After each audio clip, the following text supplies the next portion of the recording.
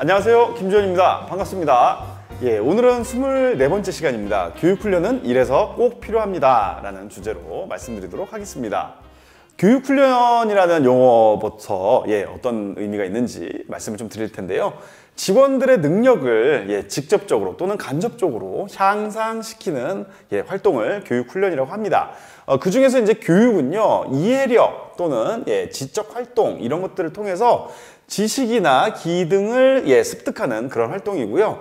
훈련 같은 경우에는 신체적인 능력 같은 경우가 많이 해당되는데, 반복해서 연습을 해가지고 지식이나 그 기능을 습득하는 것을 훈련이라고 합니다. 주로 교육은 조금 장기적인 관점으로 보고 있고요. 훈련 같은 경우에는 조금 단기적인 관점으로 보고 있습니다. 교육훈련이 필요한 이유는 여러 가지가 있죠. 먼저 첫 번째는요, 기술이 변화하다 보니까 직무의 구조라든지 직무 수행의 어떤 작용 요건이 변화하는 경우가 굉장히 많습니다. 그런 경우에 교육훈련이 필요하고요. 또 노동시장도 변화하게 됩니다. 실업자가 요즘 되게 많다고 하는데 그럼에도 불구하고 막상 적합한 사람을 찾기는 굉장히 어려운 경우가 많은데, 이런 경우에도 교육훈련이 굉장히 필요합니다.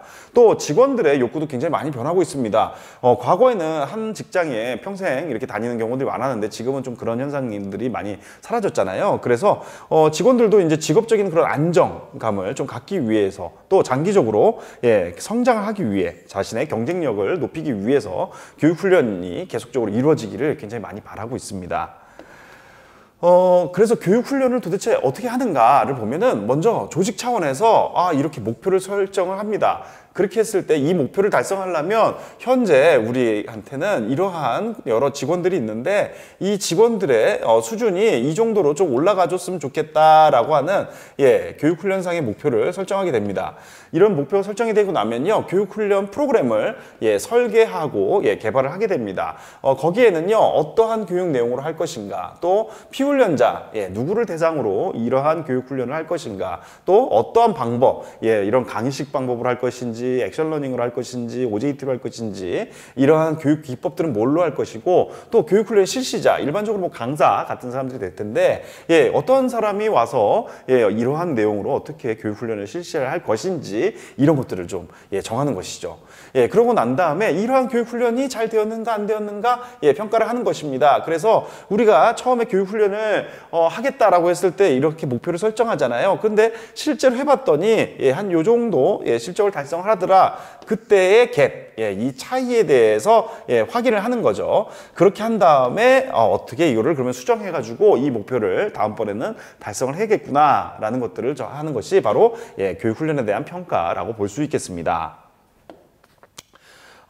이러한 교육훈련 프로그램은 도대체 언제 하는가, 이런 교육훈련은 언제 필요성을 느끼게 되는가를 보면 여러 가지 현상들이 나타날 때입니다. 생산성이라든지 매출액이라든지 시장 점유율이라든지 이러한 좀 재무적인 지표들, 이런 것들이 떨어졌을 때, 하락했을 때 이거 좀 문제가 있는데? 라고 했을 때 뭐 시스템이라든지 이런 부분도 있겠지만은 우리 인력에 대해서는 또 어떠한 교육훈련을 통해서 이러한 문제들을 극복할 수 있을지 좀 확인해 볼 수가 있겠고요. 또 우리가 생산 현장, 뭐 이렇게 공사 현장 이런 데에서 불량률이 굉장히 갑자기 높아졌다, 내지는 또 잘 다니고 있던 직원들이 갑자기 많이 이직을 하네, 많이 조직을 떠나네, 이런 이직률이 높아지거나 또 안전사고가 일어나거나 갑자기 최근에 고객들의 어떤 불만이라든지 이러한 접수들이 굉장히 많이 됐을 때, 이러한 부정적인 요인들의 빈도나 수준이 높아지면 교육훈련을 통해서 해결하려고 하는 경우도 굉장히 많습니다.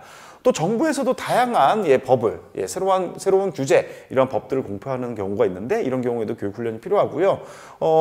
또 최근에 같은 경우에는 또 이렇게 다양한 또 법들이 나타났는데, 뭐 52시간제라든지 뭐 예전에 과거 같으면 뭐 성희롱 뭐 관련 그런 법들이 생기면서 교육들이 새롭게 법정 필수 교육으로 이렇게 하는 경우들이 있죠. 조직의 또 전략이 바뀌는 경우, 이런 경우에는 또 신규 직무가 아예 새롭게 만들어져 가지고 새로 만들어진 직무다 보니 기존의 인력들을 교육훈련을 통해서 신규 직무를 할 수 있도록 그렇게 하는 경우들이 있고요. 직원들 자체가 직무를 수행하는 데 있어서 능력이 부족해요, 또는 사기나 로열티가 떨어져 있어요. 이런 경우에도 교육훈련을 통해서 이 문제를 해결하는 경우도 많습니다. 또 교육 니즈를 또 그러면 어떻게 이런 교육 훈련 니즈를 분석할 것인가, 이러한 방법도 여러 가지가 있는데요. 첫 번째는 자료 조사법입니다. 조직에서 가지고 있는 다양한 문서들, 다양한 자료들이 있습니다. 이것들을 우리가 다 수집을 해가지고 분석하는 방법이 있고요. 또 작업 포편법이라고 해가지고 어떤 직원들이 일을 해요. 그러면은 그 일을 구성하는 작업에는 분명 여러 가지가 있겠죠. 그 안에서도 조금 문제가 돼 보이는 그러한 특정 작업들, 이런 것들에 대한 작업 결과에 대해서 검토해서 판단하는 그런 방법들이 또 있습니다. 또 일반적으로 많이 쓰고 있는 방법이 질문지법입니다. 이렇게 설문 문항, 서베이 문항을 만들어가지고 직원들한테 대량으로 뿌려가지고 하다 보니까 비용이 낮은 그런 장점이 있고요.